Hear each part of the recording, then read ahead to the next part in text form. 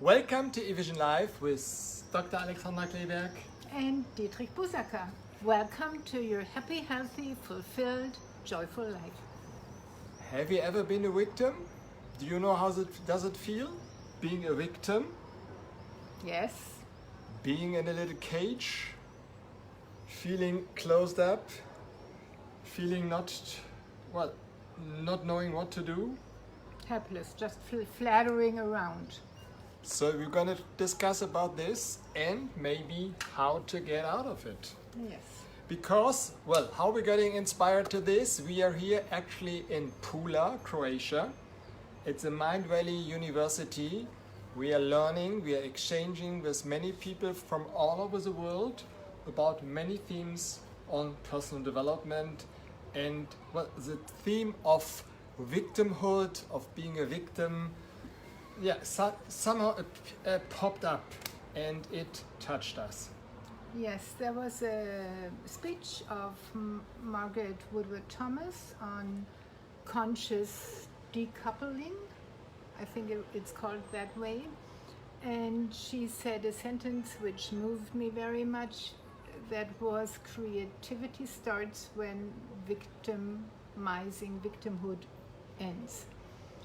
And I talked to some people about this, and a lot of people feel in victimhood, either on their working places, in their partnerships, in their life situation. And victimhood makes us unhappy, helpless.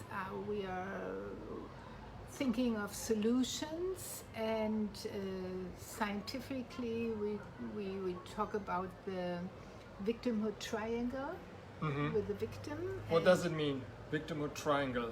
It has just 3 parts in it, or maybe a double-faced triangle which has 4 parts in it. Okay. And that's the victim. I know the victim, yes. Yes, and then the one who is the offender. The offender, and sometimes the helper belongs to it, and the judge, the person who is saying, this is right, this is not correct, and so forth. So actually it's a field. Victimhood is a field. A complete field with it different roles. It is not that the defender or the people who did something wrong, it belongs also to the victimhood field. Mm-hmm. So even if a murderer who kills somebody, also he or she is in the victimhood field. And she can be offender, and she can be, or he can be a victim as well, because maybe he was beaten up in childhood. Yes, so we call that the victimhood field. And what is ruling, or the goal of this field, is not to feel pain. Oh, okay. Mm-hmm. So it's not a free field of creation of width and joy. It's a field of anxiety and fear, and not to get traumatized or get hurt. Okay, you would say then that, so being a victim, in order that doesn't feel so painful, you are adapting the role of victimhood, where whatever you're blaming somebody else, you're doing this, or... Yes, or you might be the judge and condemning people. You can condemn and people, even sometimes you look for revenge. Yes, and some people who help victims, if they don't do it out of the energy of freedom, but out of helplessness or something, they might also be in the field of victimhood. And for example, my mother was never be a victim. Okay. So her philosophy, I'm strong, I'm tough, I'm not a victim. And that victim, that's how she victimized herself. Yeah. Yes. So we had an eVision Live on the, I think, 14 puzzles of victimhood, 14 different sides of victimhood. So that's very interesting though. So there are a lot of parts we play, roles we play in this field of victimhood. And but the main feeling is anxiety, fear, it sometimes might be I'm the judge, I'm right, but the underlying feeling is also fear. Yeah, and sometimes you can even switch roles in terms Yes, of, yes. it's not always clear Yes, who is the victim. if you have a couple that is fighting, then one is the victim, and a minute later he or she is the one who is hurting somebody else. Okay. So, or maybe the judge who is judging this is not correct or so. But the driven force of victimhood is fear. It's not freedom, it's not joy, it's fear. It's often and it's often blocking the solution. Yes, it's like being in a cage of fear. Some have a golden cage, some have a very shabby cage, but a cage is a cage. It's like if you have a butterfly or bird in the room, it's just flying around and it can't get off. Yeah. So the thoughts are flying around and they can't come back to peace. And it's difficult to get out of it, and that's why it persists. It's maybe not that painful, but would it then be the solution to get more into pain and to order to get out, or? Well, people stay in victimhood because maybe they are programmed to do so, they have learned it, but victimhood maybe gives them social comfort in a way. They might feel righteous being in victimhood, so there are a lot of facets on victimhood which superficially feel good, but it's not a solution. I'm in a cage. And if you condemn somebody for years or hate him or project every bad things on him, then you're still in a cage. You're not free to create your life, and you're not free to really feel yourself in the present moment. Victimhood has to do with the past. Okay. It has nothing to do with the here and now, as long as I'm not a victim right now, which might be true. Yeah. And it has nothing to do with the future. It has to do with the past and just circling your mind around helplessness, fear, anxiety, frustration, and so forth. So, and we were triggered by this theme of victimhood by the talk of Professor Rao last evening, Yes. where he showed this peaceful warrior, and Mahatma Gandhi, and he showed the video clip of Mahatma Gandhi where they were having the Salt March. And the talk you attended this afternoon. Yes, the Salt March was Gandhi's march through India, and it was for Indian independence. It was for freedom. So that was the main goal. It had a high goal, and the goal was bigger than Mahatma Gandhi itself. And the path had to be peaceful. That was his vision. And so there was a confrontation with the British Army, and the Mahatma Gandhi peace troops came, and they row for row, they were knocked out, and they cried, they had wounds all over, but they never fought. And the British got crazy because they didn't fight. They said, oh, you have to do something. So well, and then the international press, they were the offenders, they were the bad guys. Yes. So finally, India was freed from the British, right? And it was a march of peace. And the other thing, I think they left as friends at the very end. They left as friends, that's what Mahatma Gandhi said. So if you're in a conflict, if you're in victimhood, Einstein said, if you have a problem, you can't lose it, you can solve it on the level where it... You can't solve it on the level where it was created. You have to have another level, either a higher level or a lower level, whatever.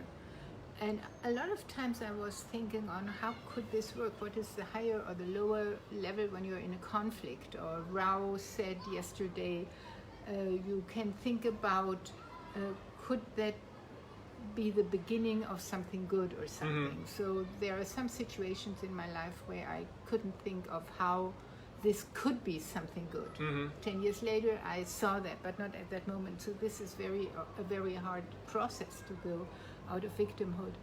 And after the film, we had a lot of discussions with some people, And there was this woman in a conflict with an ex-marriage partner and Ex-husband.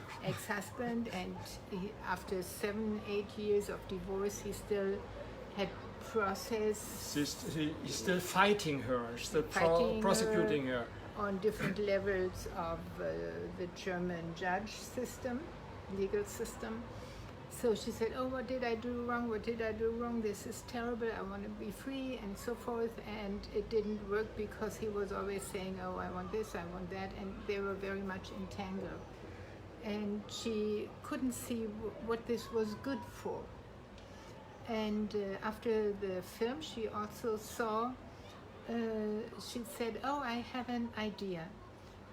I was entangled in fear, and I was scared to be vulnerable and to pay a price for freedom. A price for freedom may be to be hurt again, physically or psychologically, to be hurt again socially, and for her it was also a problem to be hurt financially.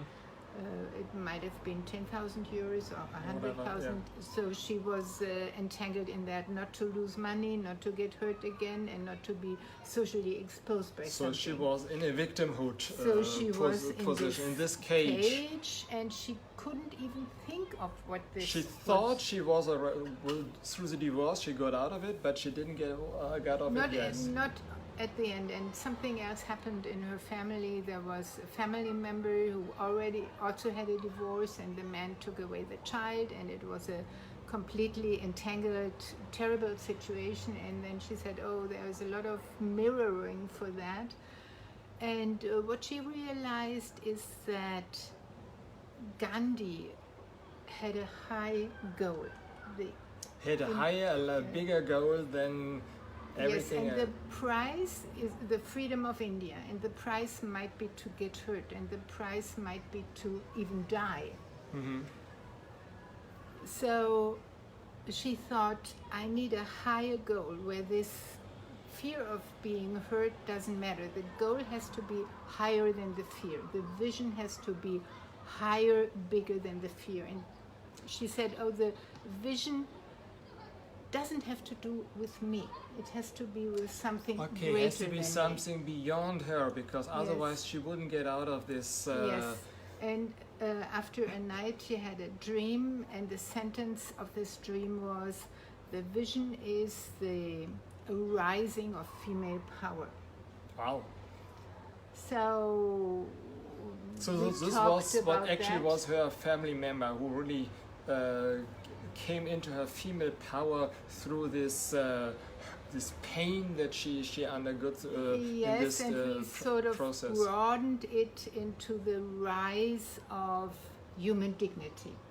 Because there was a lot of injustice in her life, in her marriage, and also in the one of her daughter. And there was a lot of so it's maybe beyond just the female thing. It's a question of human dignity. It's beyond justice. It's beyond being hurt. It's beyond being exposed to something in society or something like that. So she sort of, her unconscious mind created this higher goal, the rise of human dignity, or the rise of female power, or something like that.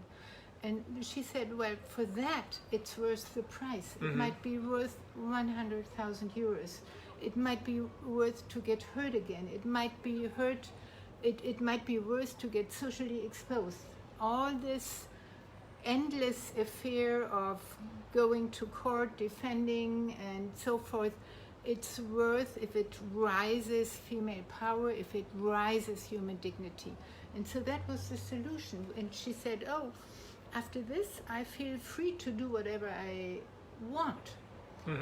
And so this explained me in a very practical way what you can do to accelerate onto another level.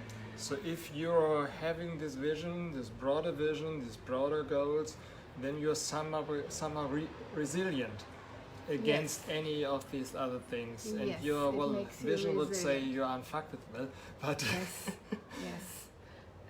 You're sort of safe, and it might cost your life, but it's for a higher vision. It might cost all the old belief system. It might cost you financially something, but it's the higher goal. It's the rise of human dignity, or for her daughter, it's the well-being of the children. So you really need a higher goal which sort of dissolves your individual problems. Beautiful. So if you want to do something on that, you feel into the cage of victimhood, maybe on your working place, maybe in your partnership, maybe in your family, in your friendship, in your belief system, try to find a really, really, really high vision, which is much, much bigger than you, to overcome this. This vision has to be created. It should have an idea of sparkling joy, of wide freedom, and there might be a little bit fear in the way of curiosity, or there's something new I can learn, but it's not the old fear of victimhood. Okay. It might be the fear of something new, but that's different. That's different. And then maybe the best is then staying with Einstein, think the universe is friendly. Yes, He's the asked this, universe- what is it? Also this Rao said yes this question yesterday, and you are repeating it all the time. Einstein said the most important question of life is universe friendly to you or not? And this is up to you to decide it. Yes. And, So make this universe. and what if the friendly. universe is friendly? Miracles will happen. Miracles will happen. So Okay. Open your heart and start.